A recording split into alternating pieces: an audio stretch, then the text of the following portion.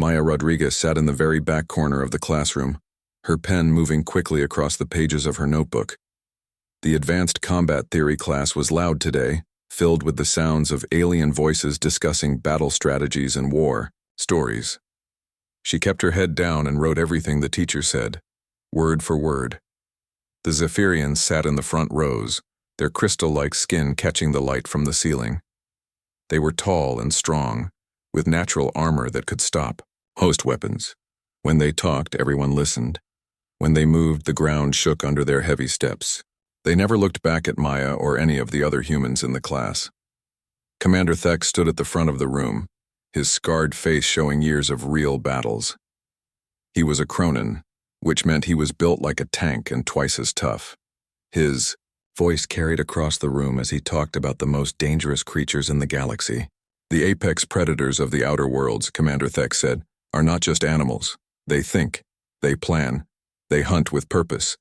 Any soldier who faces one must understand this, or they will die. A Zephyrian named Drex raised his hand. His crystal armor made a soft ringing sound as he moved. Commander, my people have fought these beasts for centuries. Our natural defenses make us perfect warriors against any predator. The other Zephyrians nodded and made sounds of agreement. Maya wrote down what Drex said, but she also wrote her own thoughts next to it. She had been studying predator behavior for months now, reading every report she could find. Natural defenses were good, but they also made soldiers predictable. What about you, Valerians? Commander Thex asked, turning to another group of students. Zara Swift stood up, her movements so fast that Maya could barely follow them. The Valerians were built for speed, with long legs and arms that could move like lightning. Speed is everything. In combat, Commander, no predator can catch what it cannot see coming. More nods and sounds of agreement filled the room. Maya kept writing. She had watched Zara in the training simulations. She was fast, but she always moved in the same patterns. Fast and predictable was still predictable. Maya looked around the classroom. There were students from 12 different worlds here. Each group sat together talking about their natural gifts and how they would use them in battle. The Cronin students talked about their strength. The aquatic students from the water worlds talked about their ability to fight in any environment. Everyone had something special that made them dangerous. Everyone except the humans.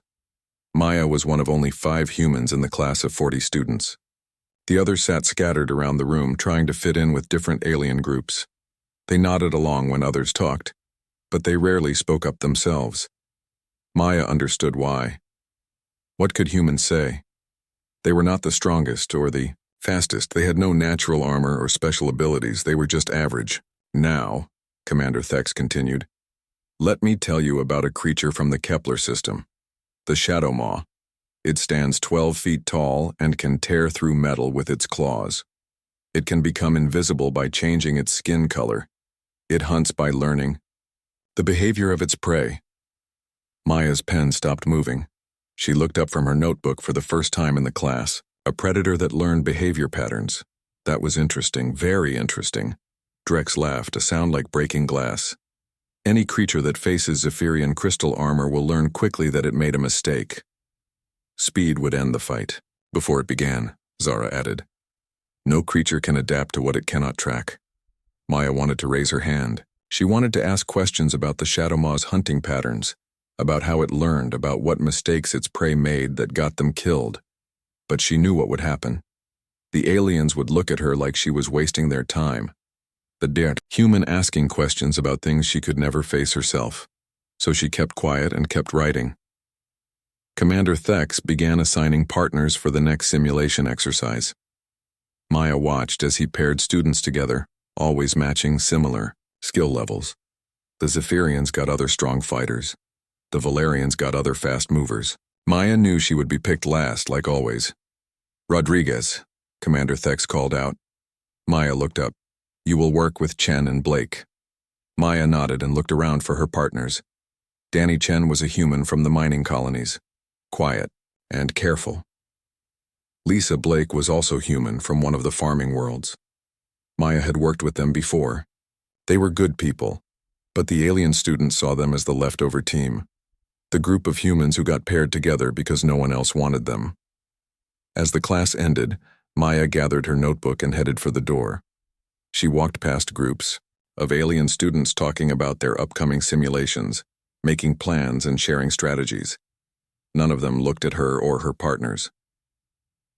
In the hallway, Maya heard two Zephyrians talking behind her. "I do not understand why humans are here," one said. "They have no natural weapons, no armor, no speed. What can they offer the coalition?" "Politics," the other replied. "Their world was accepted as a member, so they must be allowed to train, but they will never see real combat." Maya kept walking, but she felt her face grow hot. She had heard comments like this before, many times. In the dining hall, students from other worlds would talk about the human problem and wonder why Earth had been accepted into the Galactic Defense Coalition at all. They saw humans as weak, useless, taking up space that could go to real warriors. Maya made it to her dorm room and sat down at her desk. She opened her notebook and looked at everything she had written about the Shadow Maw. A predator that learned behavior patterns. A creature that studied its prey before attacking. She pulled out her computer and began searching through the military database. 3 hours later, Maya had read everything she could find about apex predators. She had studied their hunting methods, their weaknesses, and most importantly, their mistakes. Every creature, no matter how perfect, had patterns. Every hunter, no matter how smart, had blind spots. The aliens in her class thought their natural gifts made them superior. They believed their strength, speed, and armor would always be enough. But Maya was learning something different. She was learning that the most dangerous assumption a warrior could make was that their advantages would always work. Maya looked at her notebook one more time before closing it. Tomorrow there would be another class, another day of being ignored and dismissed. But she would keep listening, keep learning, keep writing everything down. Because someday, when it really mattered, all that careful observation might be the difference between life and death. The alarm bells rang through the academy at 5 in the morning. Maya woke up fast, her training kicking in. Red lights flashed in the hallways as students ran to the main assembly hall. Emergency assignments were rare, but when they happened, they meant real danger somewhere in the galaxy. Commander Thex stood on the stage, his face more serious than Maya had ever seen it. Behind him, a large screen showed a star map with a red dot marking a distant world. 6 hours ago, we lost contact with Mining Colony 7 on Kepler 442b, he announced. Population of 300 civilians. Their last message mentioned something. Hunting the outer settlements. All communication has been cut off. Maya felt her stomach tighten. She had read about situations like this. When colonies went silent, it usually meant everyone was dead. Senior class students will deploy immediately. For search and rescue operations, Commander Thex continued. You will work with active duty officers. This is not a drill. This is not a simulation. Lives depend on your performance. The hall filled with excited voices. Maya heard Zephyrian students talking about finally getting to prove themselves in Midori real combat. Valerian students were already making plans about who would find the survivors first. Everyone seemed eager for the chance to be heroes. Maya was not excited. She was thinking about the last message from the colony. Something hunting the outer settlements, not attacking randomly, but hunting. That word choice mattered. Team assignments are now posted, Commander Thex said. Report to your transport. Ships in 1 hour. Full combat gear. Maya found her name on the list and felt her heart sink. Team 7. She knew what that meant. Team 7 was where they put the students they did not expect much from. The backup team. The ones who would handle the safe jobs while the real teams did the important work. Her teammates were exactly who she expected. Kai Voss, a Zephyrian who spent most of his time talking about how strong he was. Zara Swift, the Valerian who treated everything like a race. Their supervising officer was Lieutenant Cole Baker, a human who seemed more interested in getting promoted than teaching students. Maya packed her gear carefully. Standard armor, basic weapons, medical supplies, and her computer tablet loaded with every file she could find about Kepler 442b. While her teammates argued about who would get the most action, Maya studied the colony layout and local environment. Data. The transport ship was cramped and noisy. 8 teams of students filled the passenger area, all talking loudly about what they would do when they found the threat. Maya sat in the back corner, reading reports on her tablet. Kepler 442b was a mining world, rich in metals but covered mostly in dense forests. The colony was built in a cleared area, surrounded by trees that grew over 200 feet tall. The local wildlife was supposed to be harmless. No large predators had ever been documented on the planet. Maya frowned at that information. If there were no large predators, then what was hunting the colonists? Something from off-world? Or something the original surveys had missed? She pulled up the colony's communication logs from the past month. Most were routine reports about mining operations and supply requests. But in the last week, there had been several mentions of equipment going missing from the outer work sites. Tools, sensors, even some weapons had disappeared without explanation. "What are you reading?" Kai asked, looking over her shoulder. His crystal armor caught the light from her tablet screen. "Colony reports," Maya said. "Equipment has been disappearing for a week before they went silent." Kai laughed. "Probably just workers being careless. When we get there, I will find whatever killed them and crush it with my bare hands." Zara leaned over from her seat. "You will be too slow, Crystal Man. I will track down the threat and eliminate it before you even know where it is."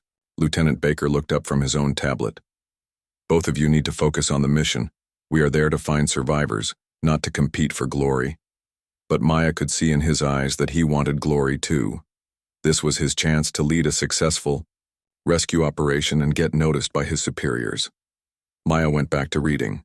She found the colonists' daily schedules and work patterns. The outer settlements followed a regular routine. Work crews left the main compound at sunrise, returned for lunch, then went back out until sunset. The same paths, the same times, the same people every day. Perfect for something that was learning their habits. The ship landed on Kepler 442b just after noon, local time. Maya felt the artificial gravity shift as they touched down in a clearing near the colony. Through the small windows, she could see the tall trees surrounding them like walls. The team leaders gathered for a briefing while the students waited. Maya watched through the front window as they examined the colony buildings. Even from a distance, she could see that something was wrong. The outer fence was torn apart, not broken down but carefully dismantled. The metal posts were bent and twisted with incredible precision. "Teams 1 through 6 will search the main colony buildings and surrounding area," Lieutenant Baker announced when he returned. "Team 7 will secure the landing zone and maintain communications with the ship." Maya was not surprised. The safe job for the team they did not trust with anything important. But as the other teams headed toward the colony, Maya studied the damaged fence more carefully. The metal was not just bent, it was torn in specific patterns. 3 parallel cuts in each post, spaced exactly the same distance apart. Whatever had done this had claws, and it had taken its time. "Look at this," she said to her teammates, pointing at the fence. Kai glanced over and shrugged. "Something strong attacked the colony. We already knew that." "But look how it was done," Maya insisted. "These cuts are precise, planned. This was not a random attack." Zara was already moving toward the forest edge, scanning for tracks. "I see footprints here, large ones. Whatever made them is long gone." Maya joined her and knelt down to examine the prints. They were huge, with deep claw marks at the front of each toe. But what caught her attention was how old they were. These tracks were from days ago, not recent. She looked around and found more tracks, all of them old. The creature had been watching the colony for a long time before it attacked. "We need to tell the other teams," Maya said. Lieutenant Baker was already talking on his communicator, reporting their secure position to the ship. He barely listened when Maya tried to explain what she had found.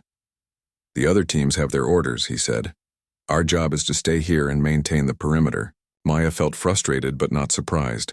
This was why humans were not taken seriously. Even their own officers did not listen to them. She spent the next hour walking around the landing zone, studying every track and mark she could find. The picture that formed in her mind was disturbing. The creature had not just attacked the colony, it had studied it, learned the routines, planned its approach. The radio crackled with reports from the other teams.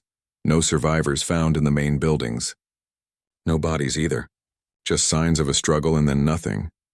Maya pulled out her tablet and started cross-referencing the evidence with her database of predator behaviors. Large claws, careful planning, no random violence. The creature was intelligent. Very intelligent. Her tablet beeped with an incoming message. New information from the galactic database triggered by her search terms. Maya opened the file and felt her blood go cold. There was a match for the behavioral pattern she had identified. A creature that most species considered a myth. Something so dangerous that even the mention of its name made veteran soldiers nervous. Maya looked up at the dark forest surrounding them and realized that everyone was in much more danger than they knew. Maya stared at the information on her tablet screen. The words made her hands shake as she read them again. Shadow Maw. Apex predator. Extremely dangerous. Approach with extreme caution. The file was marked with red warning symbols. Most of the information was classified, but what she could read made her stomach feel sick. Height, 12 feet.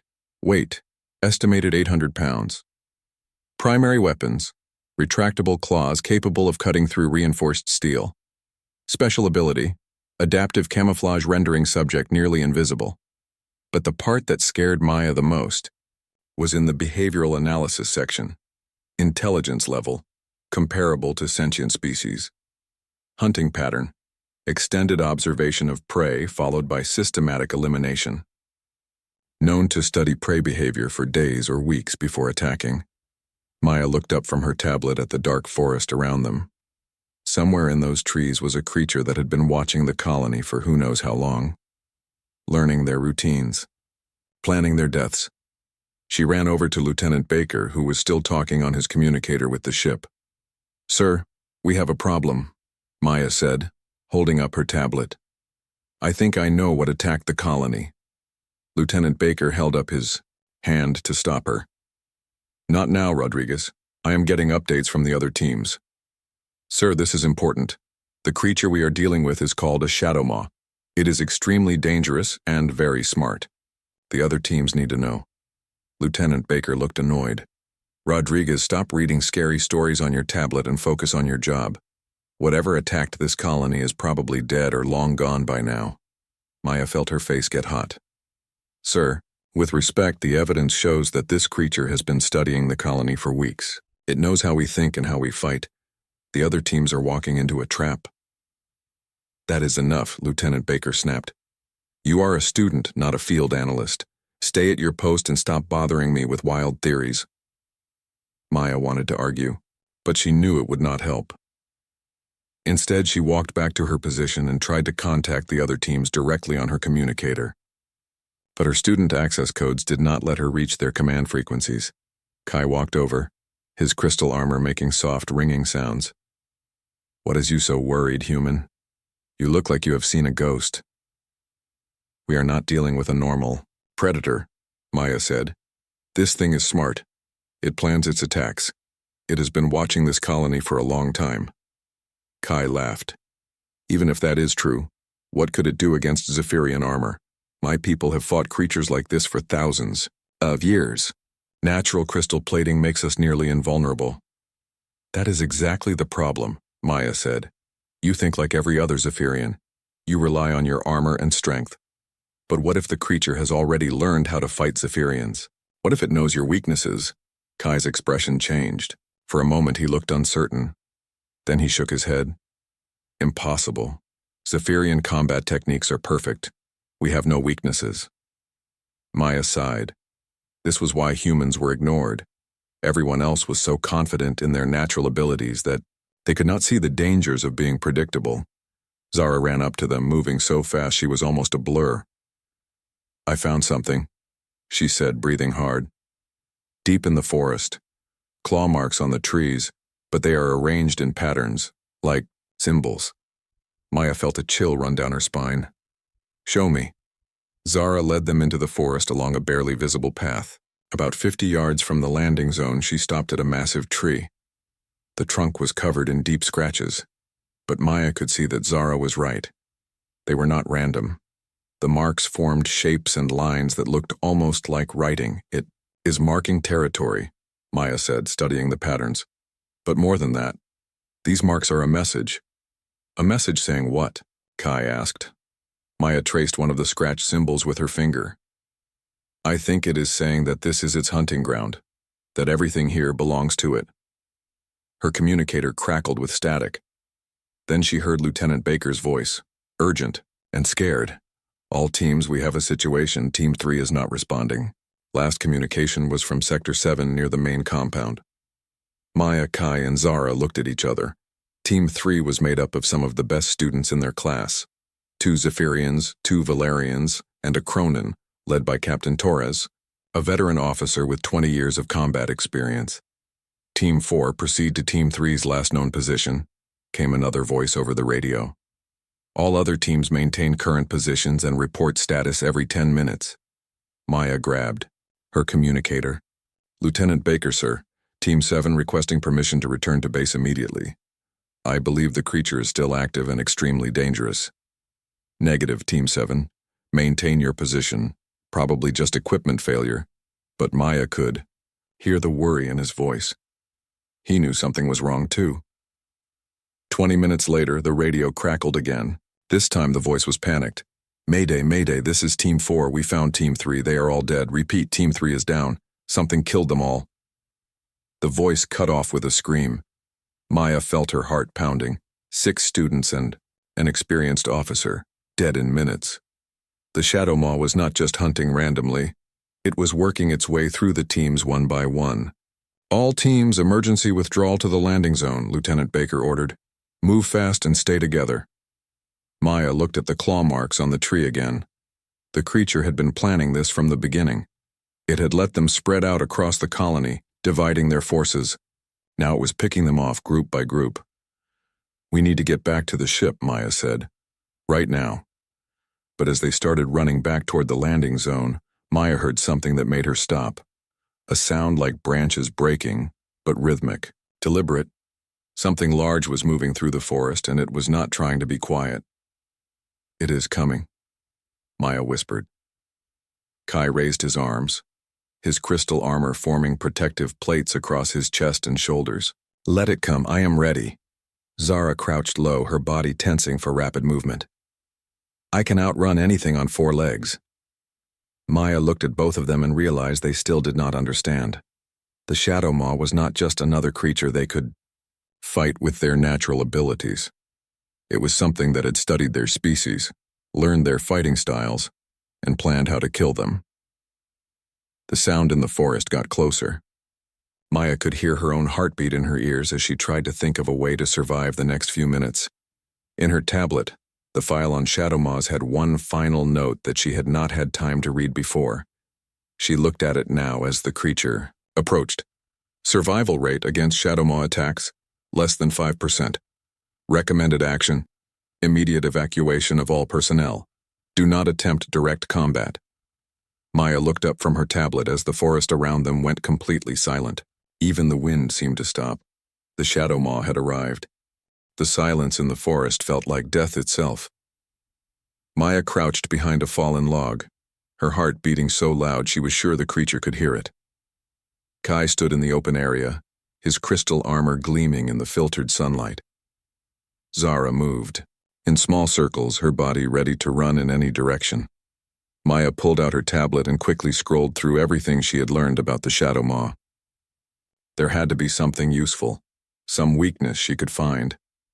The creature appeared without warning. One moment the forest was empty.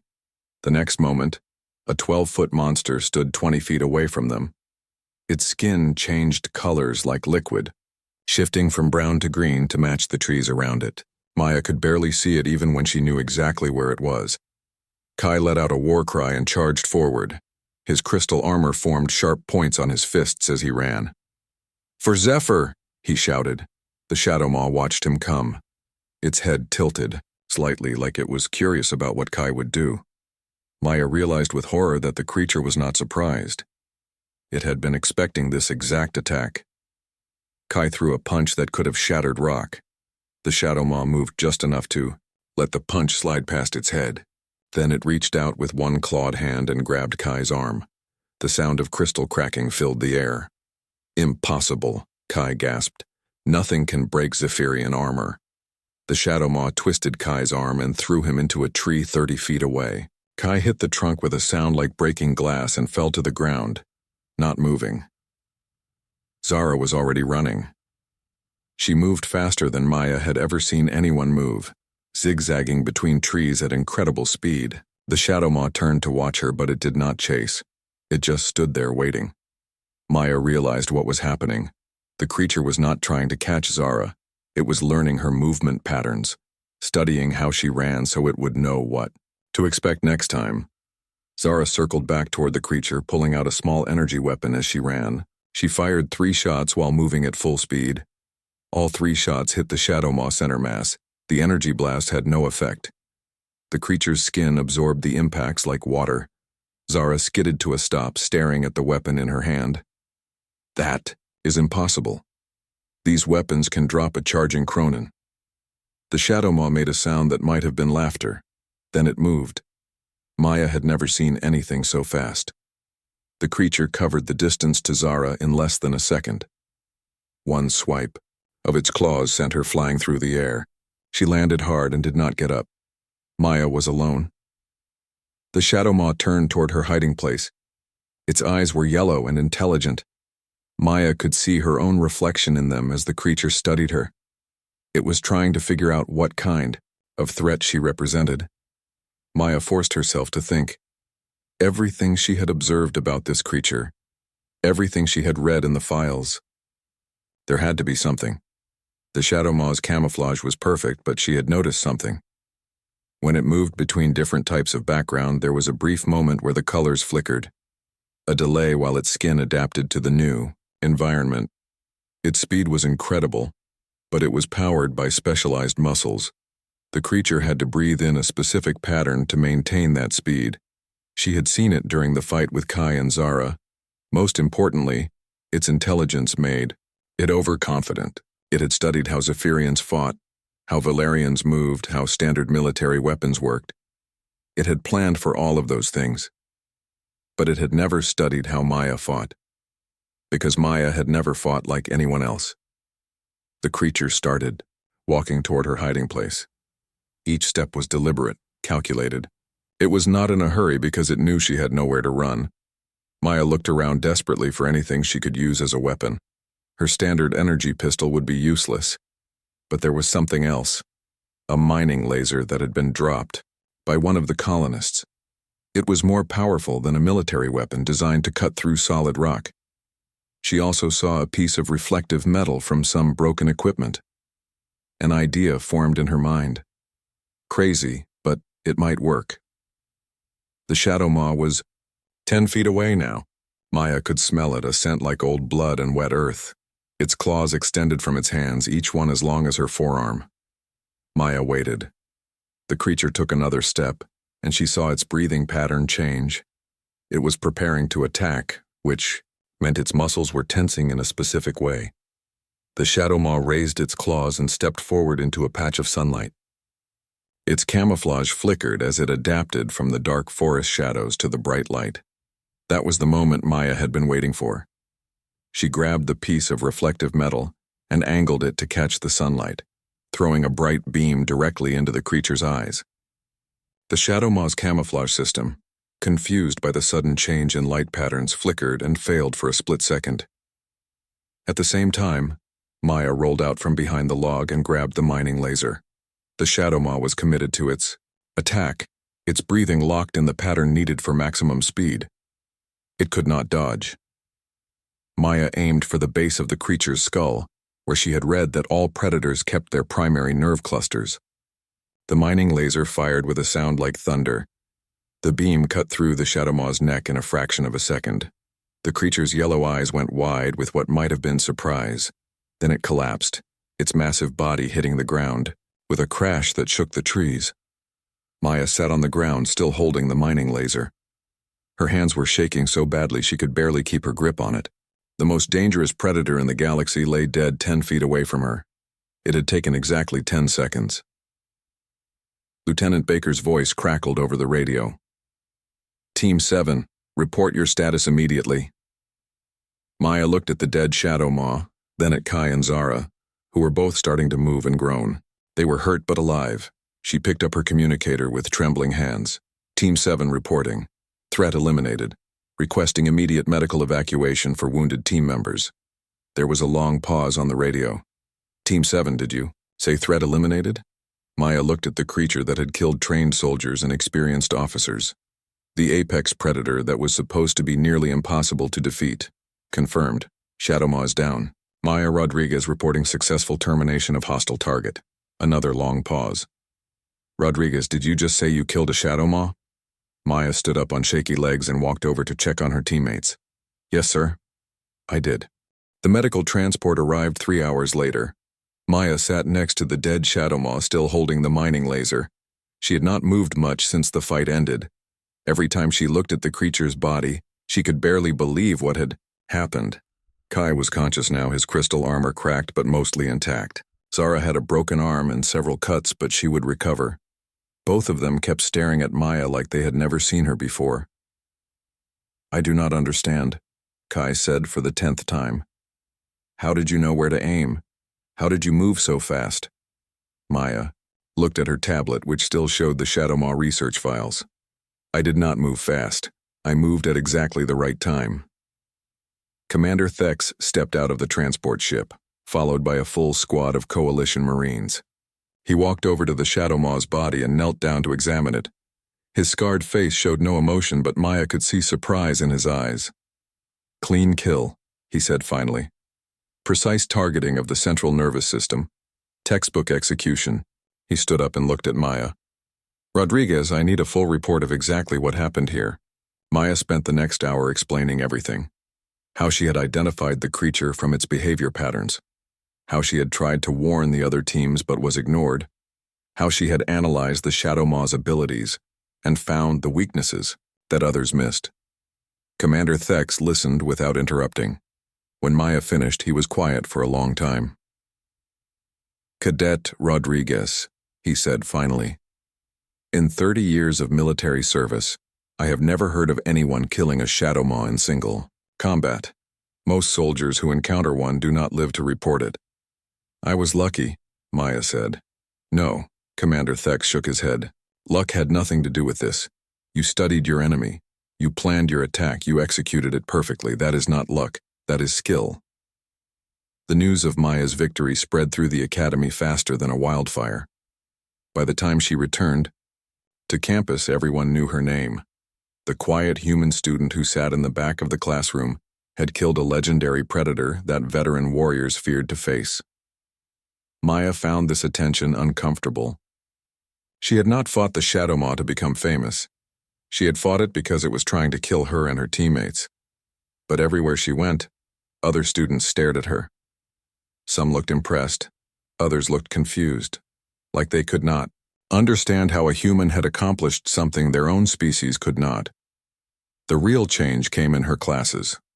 Professor Valdez, who taught advanced tactical analysis, asked Maya to present her report on the Shadow Maw encounter to the entire academy. Maya stood at the front of the lecture hall looking out at 200 students from dozens of different worlds. The key to defeating any predator, Maya explained, is understanding that every strength can become a weakness. The Shadow Maw's intelligence made it overconfident. Its camouflage system had a predictable delay pattern. Its specialized muscles required specific breathing cycles. A Zephyrian student raised his hand. But how did you know to look for these weaknesses? Why did you see what others missed? Maya thought about the question. Because I had to. I do not have crystal armor or super speed or natural weapons. The only advantage I have is my ability to observe and learn. So that is what I did. Another student, this one a Valerian, asked, Do you think humans have some special ability that other species lack? No, Maya said. I think every species has advantages and disadvantages. The problem is when we rely too much on our advantages and forget to think about other solutions. After the presentation, Maya was approached by Colonel Martinez, the Academy's Director of Tactical Studies. Rodriguez, I want to offer you a position in our new strategic analysis division. We are developing new approaches to combat that focus, on intelligence rather than brute force. Maya accepted the offer. Within a month, she was working with senior officers from across the coalition, developing new training programs and tactical doctrines.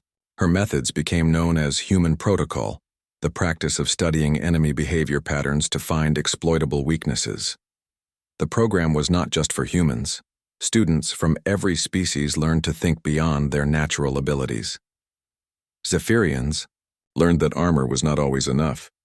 Valerians discovered that speed without strategy was often useless. Cronins found that strength meant nothing if you could not hit your target. Kai was one of Maya's first students in the new program. His broken armor had been repaired, but his confidence had been shattered. I always believed that Zephyrian strength was invincible, he admitted during one training session. The Shadow Maw taught me that believing in invincibility is the fastest way to get killed. Zara also joined the program.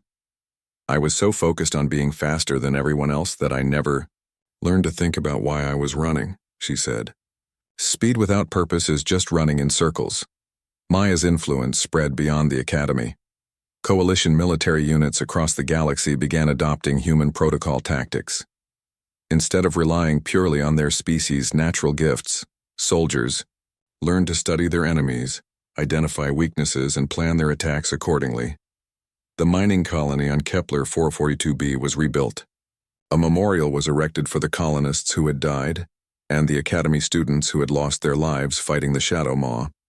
But the memorial also included a new addition, a plaque honoring the development of human protocol and its contribution to coalition military doctrine. Maya visited the memorial once, 6 months after the incident. She stood in front of the plaque and thought about how much had changed. Humans were no longer seen as the weak link in the coalition. They were valued for their unique perspective and analytical approach to problem solving. But the thing that meant the most to Maya was simpler than all the recognition and career advancement. When she walked through the academy halls now, other students nodded to her with respect. Not because she was human, but because she was a good soldier who had earned her place among them. In her new office, Maya kept a small piece of the broken crystal from Kai's armor on her desk. It reminded her that everyone had something to learn, no matter how strong or fast or smart they thought they were. The galaxy was full of dangerous creatures and hostile forces, but Maya had proven that with careful observation, strategic thinking, and the courage to act when the moment was right, any threat could be overcome. The human who had been ignored in class had become the teacher who changed how an entire galaxy thought about warfare. And she had done it not by becoming stronger or faster, but by staying exactly who she was, someone who watched, learned, and never forgot that intelligence was the deadliest weapon of all.